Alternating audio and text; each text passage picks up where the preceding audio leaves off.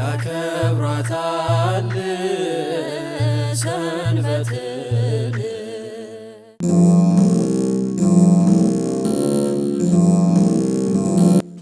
እሺ የአንድነት ገዳማቱ ህብረት አወቃቀሩ ጠቅላላ ጉባኤ የምንለው አለ።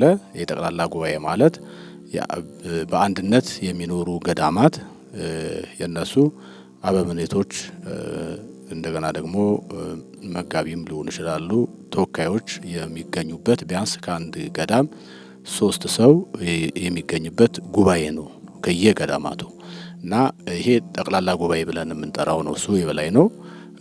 ከስሩ ስራ አስፈጻሚ አለ። በስራ አስፈጻሚ ውስጥ ደግሞ ያው ሰብሳቢ ገዳም አለ እና የጽህፈት ቤት ኃላፊ አለ። በእነዚህ በስራ አስፈጻሚ ውስጥ ማለት ነው። ይሄ አደረጃጀት የአንድነት ገዳማቱ ህብረት አደረጃጀት ነው እና ይሄ ሲሆን እንዴት ነው የተመሰረተው? እንዴት ነው የምንሄደው ስንል አሁን የአንድነት ገዳማት ተወካዮች አበምኔቶች በተገኙበት በአመት 2 ጊዜ ጉባኤዎችን እናካሄዳለን። በህዳር ታህሳስ ወይ ደግሞ በግንቦት ሰኔ ላይ የምናደርገው ጉባኤ አለ።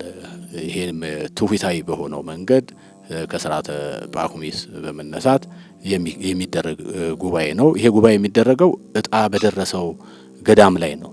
እጣ ሲደርስ ፈቃደኞች የሆኑ ገዳማት እኚህ ገዳም ላይ ይዘጋጅ እኔ ያዘጋጃለሁ አባቶችን እንቀበላለሁ ብለው ይገልጻሉ። በዛን ሰዓት 3 ገዳማት ወይም ከዛ በላይ ካሉ እጣ ይጠቃልላል። እገሌ ይሁን የሚል ሀብቱን ያለበትን ሁኔታ በማየት ሳይሆን ፈቃዱን በመቀበል እጣ ጠቅልለን ጸሎተ ማርያም ደግመን መሬት ወድቀን ጸልየን እጣ እናወጣለን። እጣ የወጣለት ገዳም አዘጋጅ ይሆናል ማለት ነው ቀጣዩን ጉባኤ።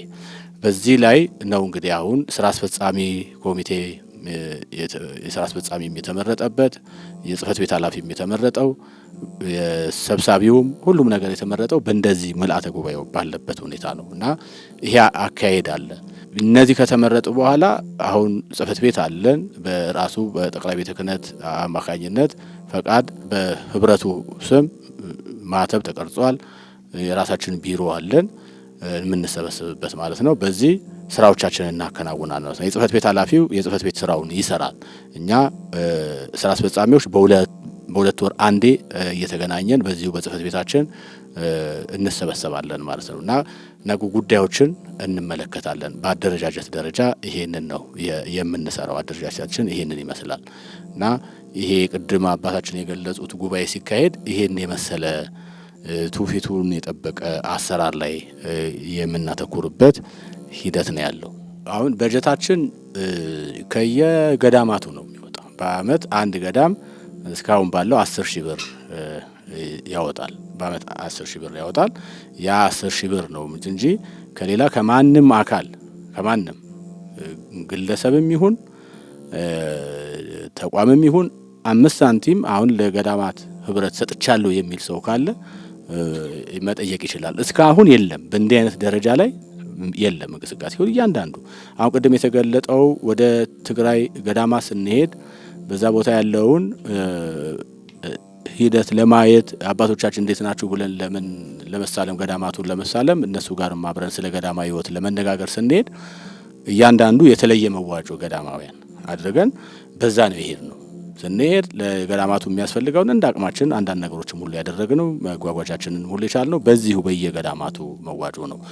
ለደብረ ከዋክብት ዝቋላ ገዳምም የተደረገውን እርዳታ በምናደርግበት ሰዓት እስከ 700,000 አካባቢ የሚደርስ ተሰብስቦ እንዲሁ እህልም ይዘን ስንሄድ ያኔ ባደጋው ጊዜ ተደናቅጠው ስለነበር ይሄ የሚሰጠው ሁሉ ሳይሆን በአካልም እዛ ሄደን አጽናንተን አይዟችሁ ሰማዕትነት ነው የሚል ከሰማዕትነቱን ከተቀበሉት አባቶቻችን ላይ ከመቃብራቸው ላይ ተገኝ ወድቀን በረከት ተቀብለን ስንመጣ ይሄን ያደረግነው በዚሁ አይነት መዋጮ ነው። በዚህ ልክ ነው። አሁን ምንጫችን ገዳማቶቹ ናቸው። እዚህ የምንወያይባቸውን እዚህ ላይ አጀንዳዎችን ቀርጸን ነው የምንወያየው። የምንወያያቸው አጀንዳዎችም ሁልጊዜ ምን ተንግበር ምን እናደርግ ነው። ሌላ የተለየ ምንም አጀንዳ አይኖረንም። ሁልጊዜ ሰፊ ጊዜ ወስደን እንትን የምንለው በእነዚህ ጉዳዮች ነው። እነዚህን ከተወያየን በኋላ በየገዳማቶቻችን ሄደን እናስረዳለን። በየገጻችን ደግሞ ስራ አስፈጻሚዎች እንግዲህ ከሁሉም ገዳማት ስላልሆነ ከሁሉም ገዳማት ስላልሆነ በገጽ ላሉት ገዳማትም ያንን መረጃና ተልእኮ እንሰጣለን። ጸሎተ ማርያም ከሆነ ጸሎት እንዲያደርሱ እንነግራለን። ለማህበሩ ማስረዳትም ከሆነ ሄደን እናስረዳለን። በውይይታችን ከዚህ እስከዚህ ባለው ጊዜ በየገዳማቱ መጽሐፈ መነኮሳት መምህር ያለበት መምህሩ እንዲተረጉሙ፣ መምህር የሌለበት ደግሞ መጽሐፈ መነኮሳት ራሱ እንዲነበብ፣ አንድ አይነት አመጋገብ እንዲኖር፣ ሰባቱን ጊዜያት ምናልባት በመቋቋም ያሉና በተለያየ ችግር ሰባቱን ጊዜያት ጸሎት ማድረስ የማይችሉ ካሉ ጠንቅቀው እንዲያደርሱ እንዲህ የመሳሰሉ ነገሮችን በመላተ ጉባኤውም በስራ አስፈጻሚውም እናጸድቅና እነሱን በሚቀጥለው ጉባኤ ግምገማ እናደርጋለን። ከኔ ገዳም ይሄ የተፈጸመው ይሄ ነው የቀረው ይሄ ነው የሚል እንዲያመጣ ጨምር የቤት ስራ ሰጥተን እንላለን።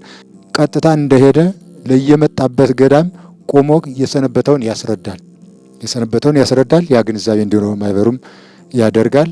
ከዚያም አሁን ብዙ ለውጦች አሉ። አሁን መጽሐፈ መነኮሳት በማይነባቸው ጉባኤ በሌለባቸው ጉባኤ እንዲኖሩ ጭምር በተለየ አትኩረን የምንሰራባቸው የመጽሐፍ ጉባኤና የቅዳሴ ጉባኤ ሁለቱ በተለይ በገዳማት መኖር አለባቸው። ምክንያቱም ከገዳም ቅድም እንደተባለው ብዙ ሰዎች ይመጣሉና ሳይማር የሚመጣ ካለ እዚያው ላይ ተምሮ እንዲገባው የትምህርት ጾርም ከመጣበት ከዚያው ላይ እንዲማርና ከዚያው ላይ እንዲኖር ጉባኤ ልማር ብሎ እንዳይወጣ ከማድረግ አንጻር ጉባኤ በየገዳማት ይኖሩ። ትናንትና የገዳማት ዋና ህልውናቸው ትምህርት ነበረ። ሊቃውንቱ ነበሩ፣ መምህራኑ ከዚያ ውስጥ ነበሩና እነዚህ መኖር አለባቸው። ይህንን ለመደገፍ እውቀትና ህይወትና ራስን ለመቻል ደግሞ ወይ ብሎ ጉርሳልና ሰዎች ነንና ቢያንስ በቀን አንድ ጊዜም ቢሆን የምታስፈልገን መቅኑ እንዳብያለችና እርሷን ለማለት ወደ ከተማ ስንወጣ ዋና ሙሉ ማንነታችን እያሳጣን ስለሆነ እሷንም ከዚያው ባለን በየገዳማቱ ያሉ ነገሮችን በማጥናት ከኔ ገዳም ውስጥ ምን ሊሆን ይችላል በማለት በማጥናት እንዲችሉ በማድረግ ሰፊ ድርሻዎችን ያደረግን ልምድ ልውጦችንም በደብዳቤ የሚሆን ከሆነ በደብዳቤ በመልእክት ከሆነ በመልእክት በስልክም ከሆነ እንዲያደረግን እስካሁን ያለነው በእነዚህ መንገዶች ነው እየተከተልን ያለነው።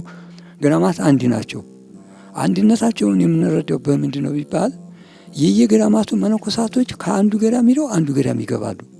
የሚከለክላቸውም የለም። እናቶችም አባቶችም መቀበል አለ። አንዱ ገዳም ይመጣል፣ ይቀበለዋል። ደግሞ ከዚያ ይሄዳል፣ ይቀበሉታል። ደግሞ ከዚያ ይሄዳል፣ ይቀበሉታል። ታንዱ ወደ አንዱ ሲፈልስ አይከለከልም። ይሄ ያልተከለከለበት ምክንያት ምንድነው? ቀድሞ የእነ አቡነ ተክለ ሃይማኖትን የሌሎቹንም ቅዱሳን አባቶች ከአንዱ ገዳም ተነስተው ወደ አንዱ ገዳም ሄደው በፈቃድ እግዚአብሔር ነበር እነሱ የሚሄዱት፣ አስፈቅደው ነበር የሚሄዱት፣ በጸሎተ ማርያም ነበር የሚሄዱት። አሁን ግን ብድግ ብለው ሄደው ገዳሙ ይገባሉ። እንዲቀበሏቸው ያደረገበት ምክንያት ምንድነው? ገዳማት አንድ መሆናቸውን የሚያመለክት ነው።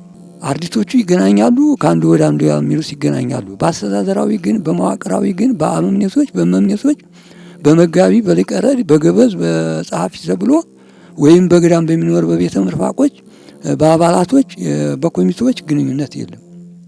ያ ግንኙነት ደግሞ አደጋ እያመጣ ስለሚሄድ ወደፊት አጥራረ ቤተ ክርስቲያን አጥራረ ገዳማትንም አጥራረ ቅርሳትንም ቅርሶችንም እንትን የሚል የሚፍለከለክበት መንገድ እንዳይፈጠር አንድ ላይ ተሰባስቦ መወያየት ያስፈልጋል። መዋቅራዊ ያለው ይዘት ያስፈልጋል፣ ሰንሰለት ያስፈልጋል። ለዚህ ሰንሰለት ደግሞ እኛው መሰባሰብ ደግሞ ግዴታም አይለንም፣ የምንሰባሰብ ነበረ።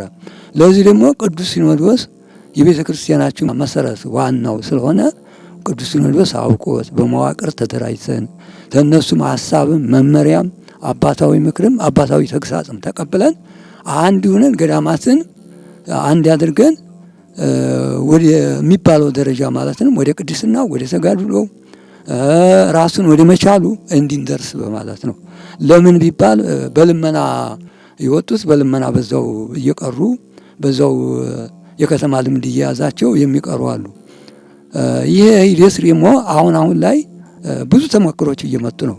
ገዳማት በእደ ጥበባት በአልባሳት በቅርሳ ቅርስ መስቀል በመቅረጽ አልባሳት በመስፋት በመስራት በተለያዩ ልማቶች በንብ በከብት እርባታ በዶሮ እርባታ በተለያዩ በአትክልቶች በምኖች ሁሉ ጠባቧን ቦታ እያሰፉ ከዛው ላይ እየሰሩ ይገኛሉ።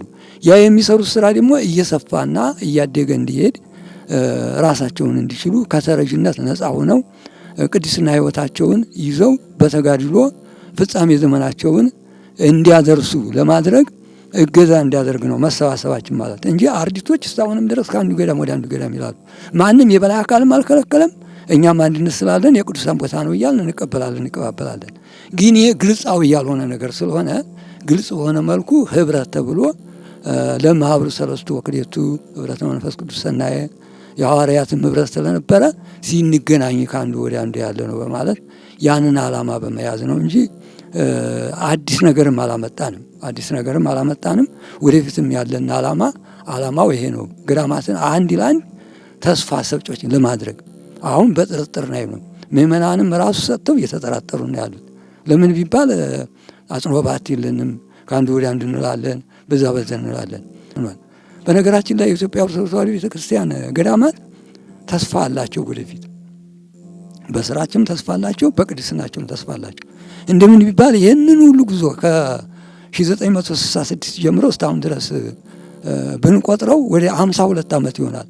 52 ዓመት ሙሉ በልመና በተለያየ አይነት ነገር እየኖሩ ራሳቸውን ለመቻል ገዳማትን ለመጠበቅ የቅድስና ሕይወትን ለመያዝ እየተጸጸቱም እያሰቡበትም እያሽኮበኮቡ ነው የሚገኙት በውስጥም በውጭም ያሉትም እና ስለዚህ የተስፋ ነው ማለት ይቻላል። የተስፋ ሳይመነምን ሳይረሳ እኛ ደግሞ አንድ ሆነን ከአባቶቻችን ጋር ሆነን እየተነጋገርን ብንሰራ ጥሩ ነው። እኛ ትንሾቹ ከታይ ሆነን ተቀባዮች ነን። ሕጉንም ስርዓቱንም ተቀባዮቹ፣ ሰሪዎቹም ፈጻሚዎቹም እኛ ነን። እኛ የምንፈጽመውን ሕግ ደግሞ እኛው ራሳችን ብቻ ሳይሆን ከላይ መመሪያ ተቀብለን ይሁንልን ብለን ከአባቶቻችን ተቀብለን አንድ ላይ ለመስራት ነው አስበንም የተነሳ ነው እንጂ በማንም ቀስቃሽ ወይም በማንም እንትን አይደለም፣ ለይስሙላም አይደለም። ይሄ በቅዱሳኖቹ ስም እኛ በራሳችን በአሁኑ ጊዜ ወደፊት የሚመጣውን ነው የአባቶቻችንን ፈለግ እንዴት ቀረበ ማለት ነው የተነሳ ነውና እግዚአብሔር እንዲረዳን ብቻ ቅዱሳን አምላክ ይርዳን ነው የምንለው።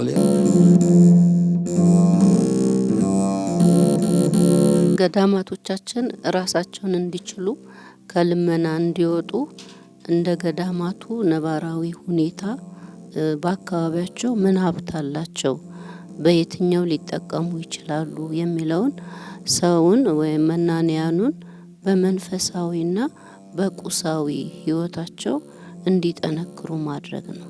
ስልጠና መስጠት ነው በየገዳማቱ። በተለይም ገዳማውያኑ ወይም መናንያኑ መጀመሪያ ሲገቡ የምነና ሕይወትን አምነውበት አውቀው በደንብ ተረድተው፣ አንዳንድ ጊዜ በስሜታዊነት ሊሆን ይችላል፣ በጊዜያዊ ችግር ሊሆን ይችላል።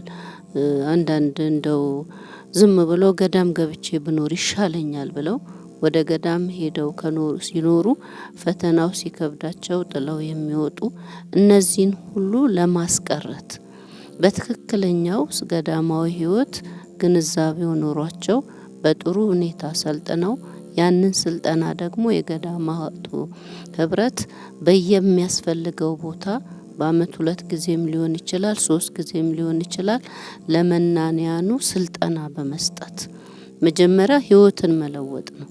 ሕይወት ላይ መስራት ነው። ሕይወታችን ከተለወጠ ገዳማዊ ሕይወትን የሚመጣውን ፈተና ሁሉ አምነንበት ራሳችንን አዘጋጅተን ከተሰማራን የሚመጣውን ነገር ከዛ በኋላ ቁሳዊ ሕይወቱን ወይም ቁሳዊ ኢኮኖሚውን ወይም ምጣኔ ሀብቱን ለማሳደግ ሁሉም የራሱን ጥረት ያደርጋል። ይህንን ለማድረግ ፕሮጀክትን በመቅረጽ የልምድ ልውውጥን በማድረግ እኛ ገዳም ያለውን ሌላ ቦታ የሌለውን ከኛ የሚወስዱት ልምድ ይኖራል። እኛ ደግሞ ከሌሎች ገዳማውያን የምንወስደው ልምድ ይኖራል። አንዱ ትልቁ ዓላማችንም ልመናን ማስቀረት ነው። ከተረጅነት ወደ ረጅነት ለመሸጋገር ነው። ይህንን ለማድረግ ትልቁ ቁልፍ ሚና ስልጠናን ማዘጋጀት፣ ሁሉም በየአካባቢው ፕሮጀክት በመቅረጽ ያንን ወደ ልማት ገብቶ ራስን ለመቻል በልማት መሰማራት ትልቁ የተያዘው እቅድ ይሄንን ይመስላል። ወደፊት ህብረቱ አንድነት የገዳማት ህብረቱ አቅዶ የተነሳው መጀመሪያ ህይወት ላይ ነው፣ ህይወት ተኮር ነው። ከዛ ደግሞ ኢኮኖሚ ላይ ነው።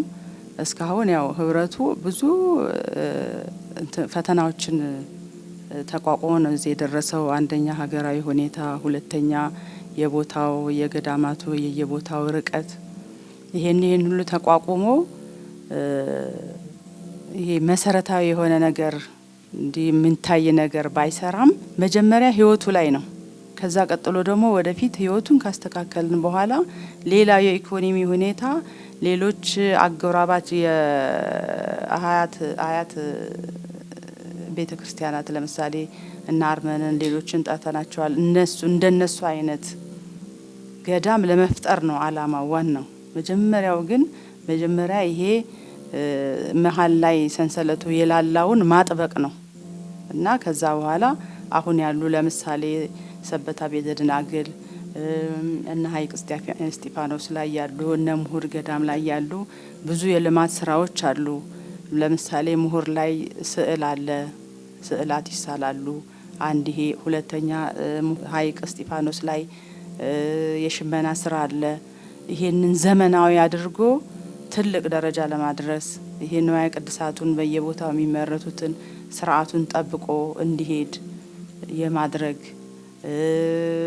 በተለያዩ የኢኮኖሚ እንትን ላይ እንደ መልክዓ ምድሩ ጥናት በማድረግ ያንን አሁን ለምሳሌ መድከም ብዙ እየደከምን ውጤታማ የማይሆንበትን ግን ከሌሎች ልምድ እየወሰድን ወደ ትልቅ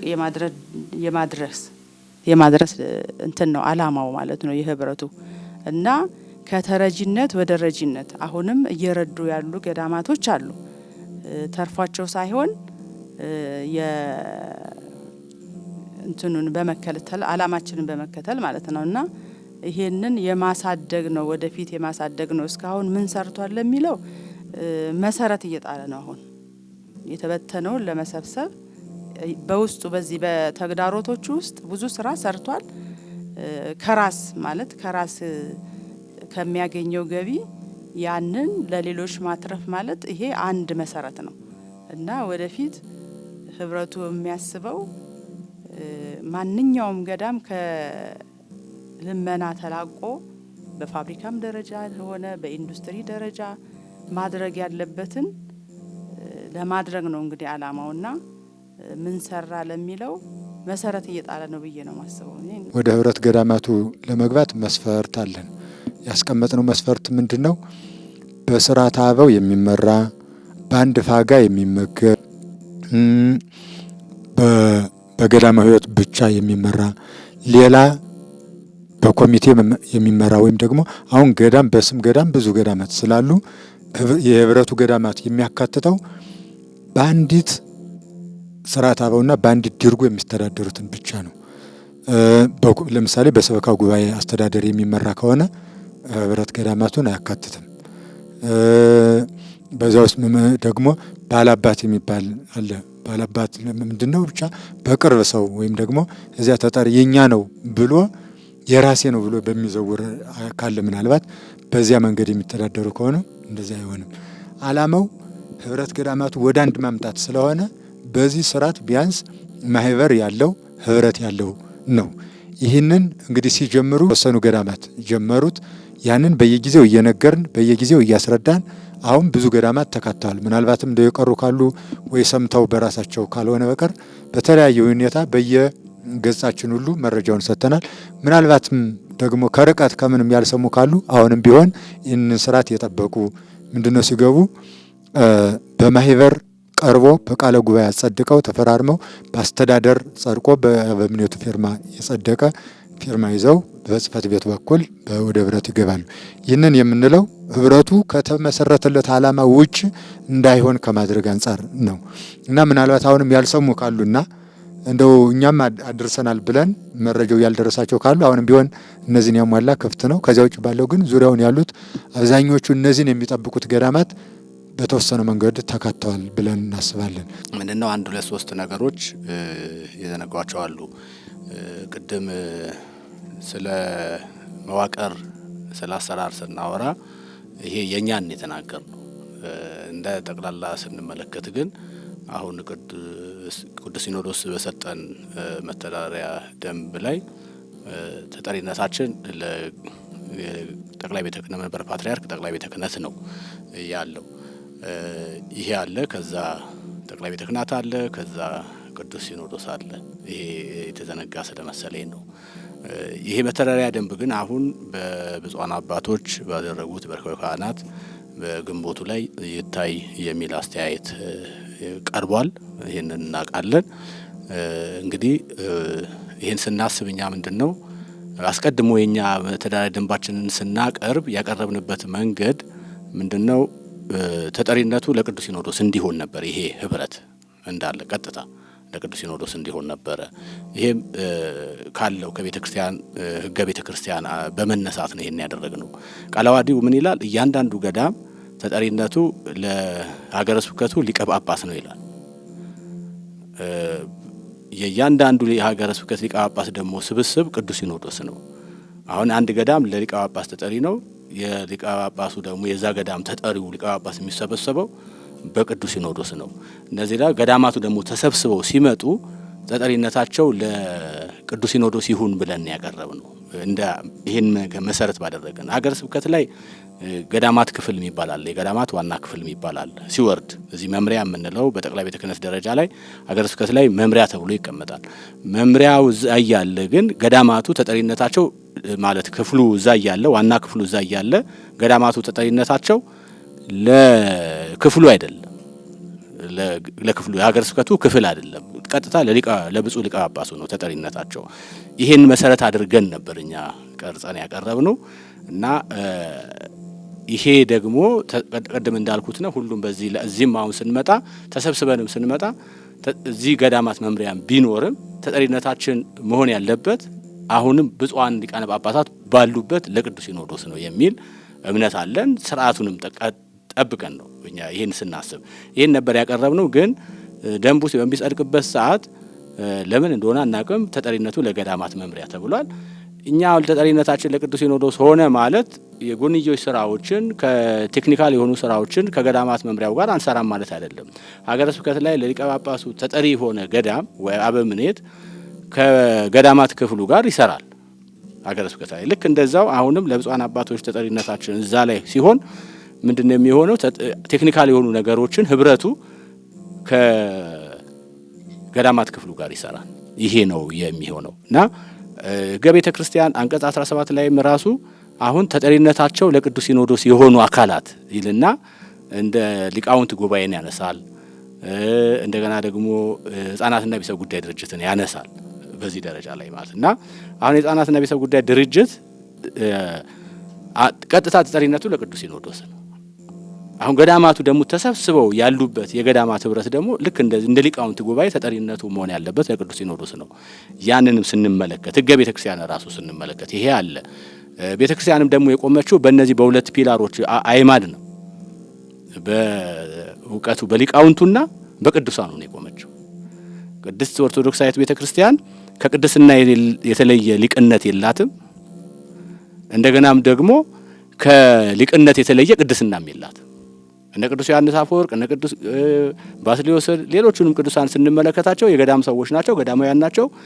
በዚህ ህይወት ውስጥ ነው ያላቸው። ከሊቅነት ጋር ምንን አስተባብረው ነው የያዙት? ቅድስና ነው የያዙ ናቸው። እና እንዲያው ታቦት የተቀረሰለት ሊቅ የለም። ታቦት የተቀረሰለት ቅዱስ አለ። ያ ቅዱስ ግን ሊቅ ነው። ከእግዚአብሔር የተማሩ ይሆናሉ። ገበታ እንዲያው ፊደል ዘርግተው ባይማሩም እንዲያው ብንመለከት ጉባኤ ቤትም ባይገቡ ብዙዎች አባቶቻቸው ከእግዚአብሔር የተማሩ ይሆናሉ ብሎ ጌታ በተናገረው ቅዱስ መጽሐፍ በተናገረው መሰረት ቅዱሳኑ ሊቃውንት ናቸው። ብዙዎቹ ያሳለፍ ናቸው። ስለዚህ ሊቃውንት ጉባኤ አንዱ አምድ ነው፣ ቅዱስ ሲኖዶስ ነው ተጠሪነቱ። ሌላው ደግሞ የቅድስናው ምንጭ ገዳማት ደግሞ እንዲሁ ቀጥታ ተሰብስበው ሲመጡ እንደ ጉባኤ እንደ አንድነት ሆነው ሲመጡ ደግሞ ሁለተኛው ፒላር ወይም አምድ መሆን ያለበት ቅድስናው ስለሆነ እሱም እዛ መሆን አለበት የሚል ሀሳብ አለበት። ይሄ ከመዋቅር አንጻር ነው። አሁን ሕገ ደንቡ ይታይ ሲባል ብፁዓን አባቶች ይሄን ነገር አይተው አይ ይሄ ስብስብ ትልቅ ስብስብ ነው፣ ይሄ ስብስብ የቤተ ክርስቲያን መሰረት ነው የሚለውን ነገር ለማየት ከማሰብ አንጻር ይህንን ሊዳስሱት ነው የሚል ሀሳብ ተስፋም አለን በዚህ ደረጃ ላይ እና ይታያልን ብለን እናስባለን። ይሄ አሰራራችን መዋቅራችንን ተቀብለን አስፈላጊነቱን ሳልጠቅስ ነው ያለፍኩት። አሁን ይሄ የህብረቱ አስፈላጊነት አሁን እጅግ በጣም መረጃ መለዋወጥ አሁን ሳንገናኝ በፊት አንድ ሰው ይመጣና ከገሌ ገዳም ነው የመጣው ነው ይለናል። መናኝ ነው፣ ልብሱን ለብሷል፣ አላማ አለው ብለን እንቀበለዋለን። መቼም ሰው እንደ ጨው አይደል አይቀመስም። እና ካየኑ በኋላ ግን ያው መረጃው ስለሌለን እናምናለን። አሁን ይሄ ነገር ከመጣ በኋላ ግን ከሀይቅ ነው የመጣሁት፣ ከጣና ቂርቆስ ነው፣ ከዋልድባ ነው የመጣሁት ቢለን ከሰሜን እስከ ደቡብ አለን እርስ በርሳችን እንለዋወጣለን። እንዲህ አይነት ሰው ታውቃላችሁ ወይ? በምን ምክንያት መጣ እንላለን። አናባረረው፣ ይነገረናል። ጾሩ እናስታምመዋለን። በዛው ደረጃ ላይ ሲኖዶስ የሚያወርዳቸው ነገሮች ለማስፈጸም በጣም የኛ አንድነት መኖር የኛ ህብረት መኖር ገዳማትን በተመለከተ የሚያወርዳቸውን ውሳኔዎች ለማስፈጸም ትልቅ እገዛ አለው ብለን እናምናለን።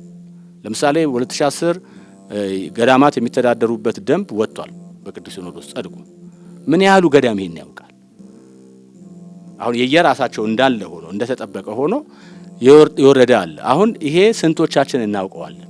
ይሄ መውረዱ አሁን ይሄ ስራ ለዚህ ህብረት ቢሰጥ የሁሉም የገዳማቱ ስብስብ ስለሆነ ይሄን ለማስፈጸም አያውቅም። ያለባበስ ሁኔታ በሲኖዶስ ጸድቋል ይባላል አለ ይባላል። አሁን ግን ስንመለከት የኔ ሌላ ነው፣ የሌላው ገዳም ሌላ ነው። አለባበሳቸው ውጥንቅጡ ይወጣ፣ ድብልቅልቁ ይወጣ። ቄሱ የመነኩሴው፣ መነኩሴው የቄሱን፣ ቆሞሱ የጳጳሱ እንዲህ አይነት ነገሮች አሉ የተደበላለቁ። ያንን ትተን ግን እኛው የገዳማቶቹን ስንመለከት ባለባበስ ደረጃ እንዴት ነው የምንለብሰው? እኔው ገዳም ውስጥ አንዱ ቀይ ይለብሳል፣ አንዱ አረንጓዴ ይለብሳል፣ አንዱ ቢጫ ይለብሳል፣ አንዱ ነጭ ይለብሳል፣ አንዱ ጥቁር ይለብሳል። በቃ ውጥንቅጥ የወጣ ነገር ነው ያለው።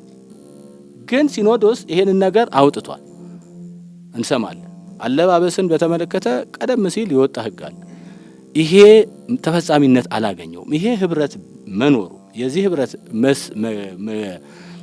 መቋቋሙና መነሳቱ ብፁዓን አባቶች በቀላሉ ይሄን ነገር ያለው ተፈጻሚነት ለማድረግ እታች ወርደን ፈጻሚዎቹም እዛው ለገዳማቹ ላሉት ደግሞ መናኞች አስፈጻሚዎችም እኛ ነን የምንሆነው። ስለዚህ ከዚህ አንጻር እጅግ አስፈላጊ ነው ብለን እናምናለን ይሄ የገዳማት ህብረቱ መኖሩ።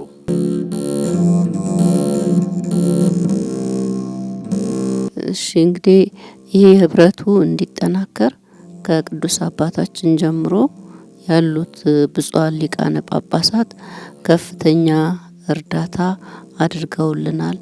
በምክርም በሚያስፈልገው ነገር ሁሉ ከጎናችን ቆመዋል። እንግዲህ በገዳማቱ ህብረት እነሱንም ሳናመሰግን አናልፍም። እነሱም በረዱን፣ እነሱ በመሩን፣ እነሱ ከጎናችን በጸሎትም በሀሳብም በደገፉን ነው እዚህ ልንደርስ የቻልነው። ወደፊትም ይጠናከራል፣ ወደፊትም ከፍተኛ ደረጃ ላይ ይደርሳል ብለን የምናምነው በእነሱ ቡራኬ፣ በእነሱ ጸሎት፣ በእነሱ ድጋፍ ነውና የእነሱ ድጋፍ በጣም ለኛ ረድቶናልና እሱንም በገዳማቱ ህብረት ስም እናመሰግናለን። ሌሎችም ደግሞ ይሄንን አይተው ሰምተው ገዳማቱን ህብረቱ እንዲጠናከር የገዳማዊ ህይወት የበለጠ ተጠናክሮ በውጪ አንዳንድ መንፈሳዊ ሰዎች ምእመናን የሚቀኑት ቅናት አለ። ምን አለ እንደ ሌሎቹ አት ቤተክርስቲያን አንድ አይነት አለባበስ፣ አንድ አይነት ስርዓት፣ አንድ አይነት አቀባበል የኢትዮጵያ ገዳማትም ቢኖራቸው ይሄ የኛም የሁላችንም ጉጉት ስለሆነ ሌላውም የሚያየው የሚሰማው ሁሉ ይህ የገዳማት ህብረት እንዲጠናከር ድጋፋቸው እንዳይለየን ማጸናለሁ። የገዳማት ህብረቱ አላማው እንግዲህ አሁን እስካሁን አባቶቻችን እንደጠቀሱት ነው። እንግዲህ እስካሁን እናታችንም ገልጸውታል። ብፁዓን አባቶቻችን ቅዱስ አባታችን ያደረጉልን ድጋፍና እርዳታ ለነሱ ምስጋና ማቅረብ እፈልጋለሁ። በህብረቱ ስም አባቶቻችን ብዙ ዋጋ ከፍለውና ይሄንን ህብረት መሬት እንዲወርድ እንዲቆም እዚህ ደረጃ እንዲደርስ ያደረጉት አባቶቻችን ናቸውና የህብረቱን የመሰረቱት አባቶቻችን ማመስገን እፈልጋለሁኝ። ሌላው የኢትዮጵያ ገዳማት እንደ ቀሩት አያት ገዳማት ጥሩ ደረጃ ላይ ደርሰው ለሀገራችን ኢትዮጵያ ህዝብ ጥሩ ተስፋ እንዲሆኑ እመኛለሁ። እንግዲህ በህብረቱ ስም ይላልው በመጀመሪያ ተራርቀን የነበርነው ቀርበን ተበትነን የነበረው ተሰብስበን ምንም ለውጥ እንኳን ባናመጣ ችግራቸው ሆኖን አንድ ላይ በእንባ ከሆነ በእንባ እንድንራጭ፣ በሀሳብ ከሆነ በሀሳብ እንድንለዋወጥ፣ በሌላም መተጋገዝ ከሆነ እንድንተጋገዝ ሀሳቡን በአባቶቻችን ልቡና ያደረገ ያንን ፈቅዶ ያገናኘን የአባቶቻችን የአበው አምላክ ያው እግዚአብሔር ለዘላለም መንግስቱ ክብርና ምስጋና ይግባው እላለሁ። እናታችን ድንግል ማርያም ቅዱሳን ሁሉ እያገዙን ነውና እነሱም በየመጠናቸው ክብርና ምስጋና ይድረሳቸው። ከቅዱስ አባታችን ጀምሮ ብፁዓን ሊቃነ ጳጳሳት ህብረቱ አንድ ላይ ማለት ነውና እነሱ ሲያዩን ባዩን ቁጥር እንደ ልጅ አቅርበው ሀሳባችን አንደበታችን እንኳን ሲጎላደፍ እነሱ ሞልተው አከናውነው ሰምተው ጥያቄያችን ተረድተው አይዟችሁ እያሉ በምክርም በጸሎትም መመሪያ በመስጠት ላደረጉልን ገዛ እኛ ልጆቻቸው እንድንበረታ ያደረጉት ቀላል አይደለምና በገዳማውያኑና በገዳማቱ ቅዱሳን ስም ምስጋናዬን ማቅረብ እወዳለሁ። ሌላው ህብረት ገዳማቱን ወደፊትም ቢሆን የትናንት የአባቶቻችን ጊዜ እንዲመጣ ሀሳብ በመስጠት መመሪያ በመስጠት በጸሎት በማገዝ መንገዶችን እንዲያስሄዱን በማድረግ እንዳንወድቅ በመደገፍ ያደርጉልን ዘንድ ተማጽኖዬን አቀርባለሁ ለቅዱስ ሲኖዶስ ለብፁዓን አባቶቻችን። የየሀገረ ስብከታችን ሊቃነ ጳጳሳት ሳይቀር በየሀገረ ስብከታችን ስር ያሉ ገዳማትን በመጠበቅ በመመሪያ በመስጠት የሚያደርጉልን አባታዊ መመሪያ እኛ እንድንቆም እዚህ እንድንቀመጥ አድርጎናልና ይህንን ሳላነሳ ማለፍ አልፈልግም። ሌላው ደግሞ እንግዲህ የህብረት ገዳማቱ ገና መሰረት ቅድም እንደተባለው መሰረት ለመጣል እየደከመ ነው ያለ። ከዚህ አንጻር ምንም የሚታይ ባይኖረን ነገ እግዚአብሔር ወዶና ፈቅዶ የአባቶቻችን ጊዜ የአባቶቻችን ታሪክ እንድንመልስ እንዲረዳን አባቶቻችን በጣም በቅርብ ሆነው ያግዙን ዘንድ ሀሳባችን በመረዳት በእውነት የሚያደርጉት ነገር ሄደን እኛን ካዩን ቅድሚያ በመስጠት ስራቸውን አጥፈው መንገድ ላይ ቆመው በማመነጋገር ሀሳባችን በመረዳት የሚያደርጉት በጣም ልዩ ነውና ወደፊትም የአባትነት ፍቅራቸውን የአባትነት ምክራቸውን ከምንጊዜውም በላይ እንሻለን። እንግዲህ ወደፊት እግዚአብሔር ስራችን ያከናውንልን ዘንድ እኛም በምንችለው ከአባቶቻችን እየተማጸን ወደፊትም እንቀጥል ይሆናል። ስለ አንድነት ገዳማት ህብረት ስንናገር የምናጠቃልለው ህብረቱ የሚሰራቸውን ስራዎች ሰዎች እንዲገነዘቡ ነው። አስፈላጊነቱ እስካሁን ተናግረናል። ምን ሊሰራ አስበዋል የሚለውን ነገር ስንመለከት ይህን ነገሮች ሁሉ ከግንዛቤ ውስጥ ማስገባት ያስፈልጋል። ገዳማት ተስፋ ናቸው። ተስፋነታቸው ለምእመናን፣ ለቤተ ክርስቲያን፣ ለሀገር ተስፋዎች ናቸው ገዳማት እና ለምን ተስፋ ሆኑ? የተስፋ ባለቤት መድኃኔዓለም ኢየሱስ ክርስቶስን ዘወትር ቀንም ሌሊትም እየተማጸኑ የሚኖሩ ናቸው። በየሰዓቱ ይሄ ትልቁ ተስፋ ነው። ተስፋ ኢየሱስ ክርስቶስ ነው። እሱን እየለመኑ ነው በየቦታው ያሉ ገዳማት የሚኖሩ። ስለዚህ ተስፋ ናቸው ለሀገር ስንል ለምእመናን ስንል ይሄ ገዳማቶቻችን በደንብ መሰራት አለባቸው። በደንብ አድርገን መስራት አለብን። ከእያንዳንዱ መናኝ ጀምሮ እዛ ውስጥ ያለውን ደግሞ መሰረታዊ ነገሮችን በማሟላት ለገዳማውያኑ ብቻ አይደለም። አሁን በጳኩሚስ ስርዓት ምግብ፣ መጠለያና ልብስ ችግር አይደለም ይላል ራሱ የጳኩሚስ ስርዓተ ጳኩሚስ ስናነበው ምግብ፣ መጠለያና ልብስ ችግር አይደለም ይላል። ገዳማውያን እዛ የሚገቡት ይሄ ችግር ሆኖባቸው አይደለም፣ ይሄን ትተውት ነው። በመንፈስ ድሆች የሆኑ ብፁዓን ናቸው ብሎ ጌታ እንዳስተማረ ይሄ መንፈስ ድህነቱን ፈልገውት ይሄ ዓለሙን ትተውት ንቀውት ዛሬ የሚራቡ ብፁዓን ናቸው፣ የሚጠሙ ብፁዓን ናቸው ብሎ ጌታ በዚህ መነሻነት የገቡ ናቸው። ምግብ ችግር ሆኖት፣ መጠለያ ችግር ሆኖት፣ ልብስ ችግር ሆኖት ገዳማዊ ይገባዋል። ከዚህ ሀሳብ መላቀቅ ያስፈልጋል።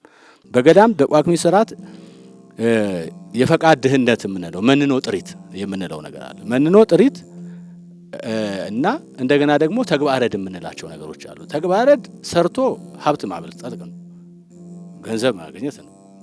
ምን የሚሰራው ነገር ስንሰራ እንደገና መንኖ ጥሪት የምንለው ደግሞ መተው ነው። ሀብትን ከተው ሰው ለምን ይሰራል ብሎ ሰንፎ መቀመጥ የለም። ሁለቱን አጣጥሞ መሄድ አለበት። የገዳም አሰራር ማለት ነው። ገዳም ስንመለከት ሁለቱ አልተጣማሙ። መንኖ ጥሪት ከተግባረ ዕድ ጋር ካልተያያዘ አይሆንም። ተግባረ ዕድ አሁን ዛሬ ልማት እየተባለ ይጠራል። ያ ተግባረ ዕድ የምንለው ነገር ነው ልማት የምንለው። ልማቱ ሲያድግ ከጓሮ አትክልት ጀምሮ እስከ ኢንዱስትሪ እስከ ፋብሪካ ድረስ ይሄዳል። ወሰን የለውም። ያስፈልጋል። ይሄ መሰራት አለበት። ግን ይሄ የሚሰራው ለምንድነው ነው? ይሄ የምንሰራው ገዳማውያን ይሄን ሰርተን ምን ልናደርግ ነው? ጳኩሚስ በስርዓቱ የግል ሀብትን ትቶ በማህበር ሀብት ለማከማቸት አይደለም ገዳማውያን የተሰበሰቡት ይላል። የገዳማውያን ስብስብ አንድነት መፍጠር የግል ሀብትን ትቶ በአንድነት ሀብት ለመሰብሰብ አይደለም። ይሄ ማለት አንድ ገዳም የብቻው እድገት አይደለም የሚያስፈልገው። ቢሰራም የሚለብሰው ያችኑ አብጀዲ ነው፣ የሚበላውም ያቺ ድርጎውን ነው፣ የሚጠጣውም የተወሰነ ነው በቀን። ቢሰራም ጥሬውን ቆርጦ ነው የሚያደርገው። በሰራው ግን ገዳማት በሰሩ ስራ ግን ድሆች ይረዱበታል፣ ጓለማውታ ልጆች ያድጉበታል፣ የፈረሱ አብያተ ክርስቲያናት ይታነጹበታል፣ አረጋውያን ይጦሩበታል። ይሄን አስቦ ነው ገዳማውያን የሚሰጥ። ይሄ በትምህርት የሚመጣ በትምህርት የሚሰጥ እያንዳንዱ ገዳም አይምሮ ይሄን ማሰብ አለ። ጳኩሚስን አንድነት ገዳም መስራች ጳኩሚስ ነው። ጳኩሚስ እንዴት ነው የመሰረተው የሚለውን ነገር ወደ ኋላ ዞረን ማስገንዘብ አለብን።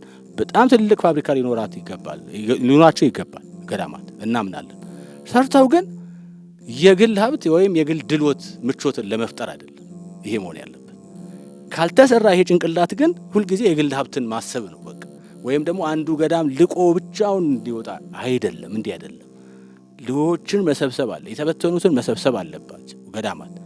ይሄንን ነው አሁን ህብረቱ ትኩረት አድርጎ የሚሰራው።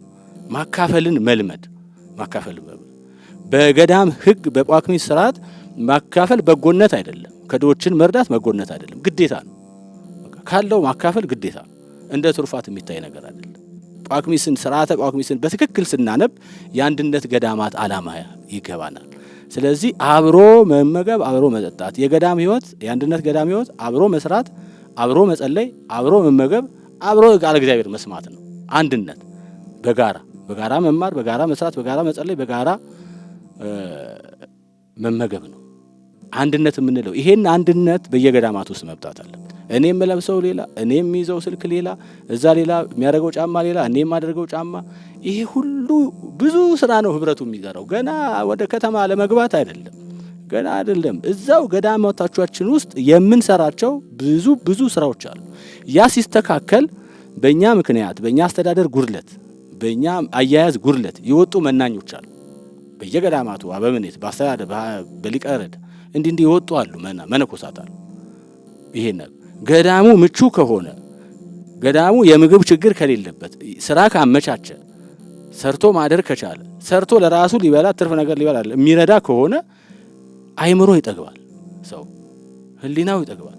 በዚህ ይሄንን ስናመጣ ነው የወጡት የሚመጡት በፈቃዳቸው እንዲመጡ ነው። እኛ ማንን እቺ ዘንፈቃድ የሰው ለከ ይላል። ምንኩስና ከፈቃድ የምትሰጥ የምትደረግ መስዋዕት ናት የምትቀር። ማንም አስገድዶ ግባ የሚለው ሰው የለም። ራሱ ግን ይሄ ነገር ሲኖር ያላል። ይሄ ከመነኮሳት ጋር ተያይዞ ነው። ምእመናንስ ጸበልተኛ ይመጣል ጨንቆት ይሄ ዓለም አስጨንቆት ዲፕሬሽን ይዞት የሚመጣ ብዙ ሰው አለ። ምቹ ናቸው ወይ ገዳማቶቻችን ለዚህ? ዛሬ ላይ ጸበልተኛውን በጸበልተኛ ቦታ የምናስተናግድበት ቦታ አለን ወይ? ለሱባኤ የመጣውን ሰው በሱባኤ የምናስተናግድበት ቦታ አለ ወይ? ይሄን ይሰራል።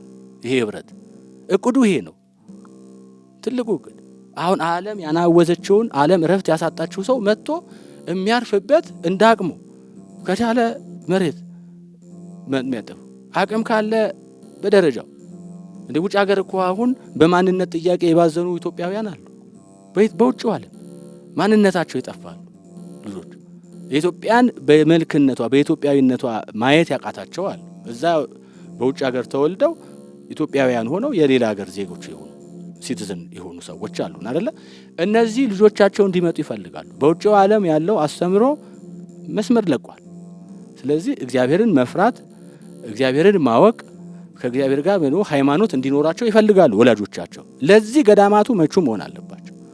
ከአሜሪካ ከአውሮፓ የመጡ ልጆች እንደኛ ልጆች ወይም እንደኛ መሬት ተንካባል ልንለው አንችልም። በመጠኑ እኛ የበላነውን ሞኮረታ ብላ እኛ የበላነውን ዳቤ ቆምጣጣ ዳቤው ብላ ልንለው አንችልም። በዛ ልክ መስራት አለብን ህፃናቱን ጨምር። ይሄ ስንል እነዚህ የምናኔ ቦታ የሆኑት እንደ ዋልድባ እንደ ማህበረ ስላሴ ያሉትን ትልልቅ ገዳማት አይደል፣ እነሱ የጽሞና ቦታዎቻችን ናቸው። እንደተጠበቁ ነው ደረጃ ወጥቶላቸው በቃ። ግን ሌሎቻችን አሉ ትምህርቱን ከገዳማዊ ሕይወቱ ጋር የያዙ ገዳማት አሉ። እነዚህ ማመቻቸት አለብን። እነዚህን መለየት ስራ አለብን። ቅድስናውም እንዳይጠፋ የምንኩስና ሕይወቱም እንዳይረበሽ። አሁን ሰው ሲበዛ ምን ሲል ጸጥታ ይፈልጋል። ምንኩስና ሕይወት ገዳማቶቻችን ጸጥታ ናቸው። ዛሬ እዚህ አንድ ደብር ላይ የማየውን ሞንታርቦ ይዤ ገዳም መጮህ አለብኝ? ስርዓት አለ እኮ ስርዓት አለ። በየገዳማቱ እኮ መሆን ያለበት ስርዓት አለ። ከተማ የሚደረግ ደብር ላይ የሚደረግ አለ፣ ገዳም ላይ የማይደረግ አለ። ምእመናን ወደ ገዳም ሲመጡ ከምን መጠበቅ አለባቸው? ምእመናን የራሳቸው ድርሻ። ይሄ መዝሙር ከብተው እስከ መጨረሻው ከብተው ይመጣሉ። ምን መጣብን እስክንል ድረስ ማለት ነው። በዚህ በአውቶቡስ እየተዘመረ ይሄ ሁሉ መልከ መያዝ አለበት። የጸሎት ቦታ ያለበት ነው እና የእስራኤልን ከተሞች አትዘልቁም ብሏል ጌታ ራሱ ሲናገር ማለት ነው። ሲናገር ጌታ እኛ እንኳን ወደዚህ ከተማ ያለው ጋር አይደለም እኛ በራሳችን ገዳም ውስጥ ያለውን ነገር እግዚአብሔር መንፈስ ቅዱስ እንድንዘልቅ ይርዳን እንጂ ብዙ ነው የምንሰራቸው ስራ እና ምእመናን ተስፋቸው ይሄ ነው። መጥተው እንዲያርፉ ማድረግ መቻል አለብን። ይወጡ በእኛ ድክመት ይወጡ መናኞች፣ መነኮሳት፣ መነኮሳያት እነዚህ ሁሉ መምጣት አለባቸው። መመቻቸት ግን አለበት። የእያንዳንዳችን ገዳም ስርዓት መያዝ አለበት። ስርዓት በሕገ አበው መመራት መቻል አለበት። ትልቁ ስዕላችን ይሄ ነው። ትልቁ ስዕላችን የገዳማቱ ህብረት ስዕል ይሄ ነው። ያጣነውም ይሄ ነው። ገዳማት የቅድስና ቦታ፣ ገዳማት የእውቀት ቦታ፣ የፍልስፍና ቦታነታቸውን መልሰው መያዝ መቻል አለባቸው ወደ ቀደመ ግቡ። ይሄ ሲሆን ነው የምንቆመው። ይሄ ሲሆን ነው የምንሰራው ፋብሪካ ዘለቄታ የሚኖረው። ለድሆች የሚረዳ ፋብሪካ ነው የሚሻገረው። አለበለዚያ የግለሰቦችን ጥቅም የሚጠቅም ከሆነ በጥቅም ይጣላና ያ ነገር ይቆማል። የግለሰቦችን ኪስ ለማዳበር የሚቆም ማንኛውም የገዳምም የሆነ የቤተ ክርስቲያን ተቋም ዘለቄታ አይኖረው። ባልተሰራ ጭንቅላት የሚሰራ ድርጅት ይፈርሳል። መጀመሪያ ጭንቅላት ለራ አይምሮ መሰራት አለበት። የመናኝ የመነኮሳያት ይሄ መሰራት አለበት እና ይሄንን ነው እኛ አሁን ትኩረት አድርገን የምንሰራው እና ይሄ ስራ አለ። ይሄ ተስፋ አለ። ገዳማውያን ሙሉ ጊዜያቸውን የሰጡ ናቸው። ሙሉ ኃይላቸውን የሰጡ ናቸው። ሙሉ ጊዜያቸው እውቀታቸውን የሰጡ ናቸው። ይሄንን የማስተባበር ጉዳይ ይሄን የማመልከት ጉዳይ ነው እንጂ ያ ከመጣ ግሩም የሆነ ነገር ይኖረናል ብለን እናምናለን። እንደ እግዚአብሔር ፈቃድ በቅዱሳኑ እርዳታ ይሄ ሁሉም የሆነ የብፁዓን አባቶቻችን እርዳታ ምልከታ ሲኖር ነው። ተቀራርቦ መስራቱ ሲኖር ነው። እኛም ገዳማውያን ይሄን መልእክት የምንሰማ ሁሉ በየቦታችን ካሉ ከብፁዓን አባቶቻችን ጋር ተቀራርቦ መስራት ግድ ነው። መብትም አይደለም። ኦርቶዶክሳዊ ተውሂድ ኦርቶዶክሳዊ ስርዓት ነው። እንዴ በሌላው እኮ ገዳም አንድ ሊቀ ጳጳስ ሳያውቅ አንድ መነኩሴ አይመነኩስም። በሌሎቹ አሁን አሃት አብያተ ክርስቲያናት ብለን በምንጠራቸው ደጅ ጠናል። ገና ደጅ ጠንቶ እዛ ግቢ ውስጥ ሳይገባ የኛ አሰራራችን የገዳማቶቻችን አሰራር አከላለላችን የማይመች ሆነና ነው እንጂ ደጅ ይጠራል። ከማህበር ሳይቀላቀል ስራ ይሰጠዋል። እዛ ይቆያል። ከዛ በኋላ ነው ይሄ ይታይና ይገባል። አበምኔቱ ለሊቀ ጳጳሱ ያሳውቃል። አንድ አይነት መናኝ መጥቷል፣ ይሄን ያህል ደጅ ጠንቷል፣ ይግባ ብፁዕ አባታችን ይግባ ይባላል። ሲመነኩስም እንደዚህ ሲመነኩስም በዛ ስራ ልክ ነው። ሊቀ ጳጳስ አውቆት ነው። አሁን እያንዳንዱ ብፁዕ ሊቀ ጳጳስ መነኮሳቱን በሀገረ ስብከቱ ያሉ መነኮሳትን ማወቅ አለበት። አባት ነው ግድ ነው። አበምኔቶቹን ማወቅ አለበት። ገዳማቶቹን ማወቅ አለበት። ይሄንን ማመቻቸት የኛ ነው። እኛ ስንቀርብ ነው ወደ ብፁዓን አባቶቻችን ስንቀርብ ያለውን ነገር ስንሰራ ነው። ይሄ መረዳት ግን የለም። የሆነ የተሰበረ ነገር ነበር። ያንን የሚያገናኝ ድልድይ ነው ህብረቱ። በቃ ይሄንን የሚያገናኝ በዚህ ልክ ነው። ከሐምሌ 12 በዚህ 2017 ዓመተ ምህረት ገዳማውያን አባቶችን ሰብስበን ይሄ ከብፁዓን አባቶች ጋር ተቀራርቦ ከመስራት አንጻር ስርዓተ ቤተክርስቲያን እንደሆነ ብዙ ይሄን አይነት ስልጠና ተሰጥቷል። ይሄን አመቻችቷል። አሁን ይሄ ህብረት እና የምንሰራው ገዳማቶቻችንን ነው የምንሰራው እኛ ራሳችን በመጀመሪያ እና ዓላማችን ይሄ ነው። ስለዚህ ምእመናንም ይሄንን በመረዳት ወደ ገዳማት ሲመጡ ሊያደርጉትና ሊያደርጉት የሚገባውን ነገር መርዳት የሚገባቸውን በምን አይነት መንገድ እንርዳት እንዳለባቸው እነዚህ ነገሮች ሁሉ እንዲያው ከግንዛቤ ውስጥ እንዲከተት ማሳሰብ በዚህ አጋጣሚ እንፈልጋለን።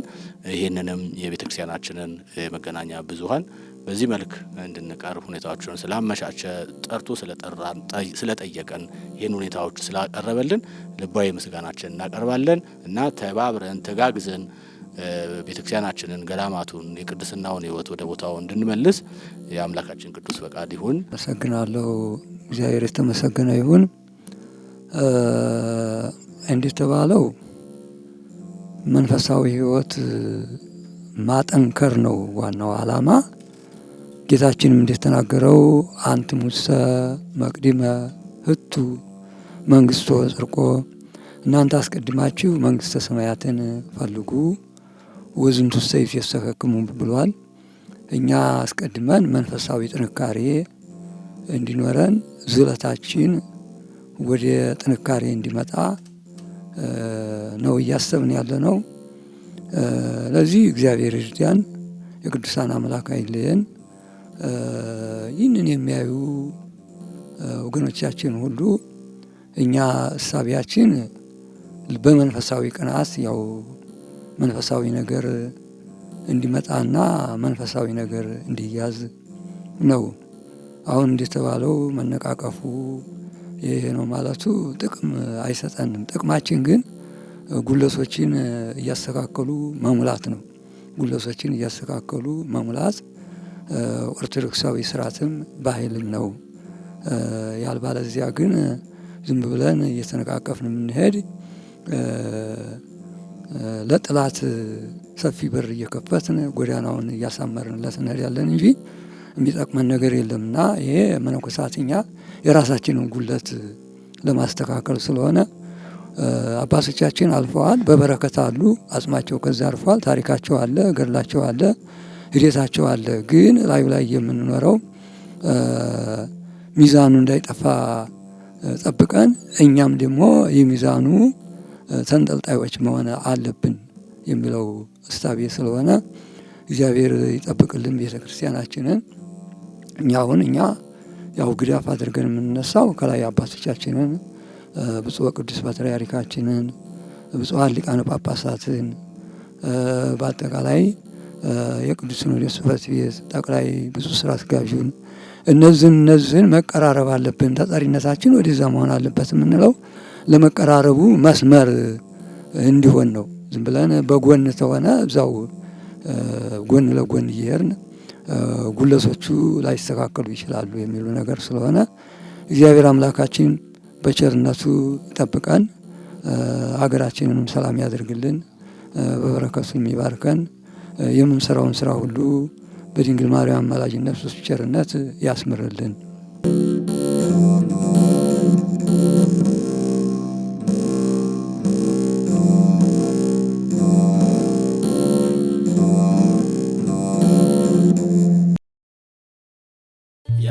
ያከብሯታል ሰንበትን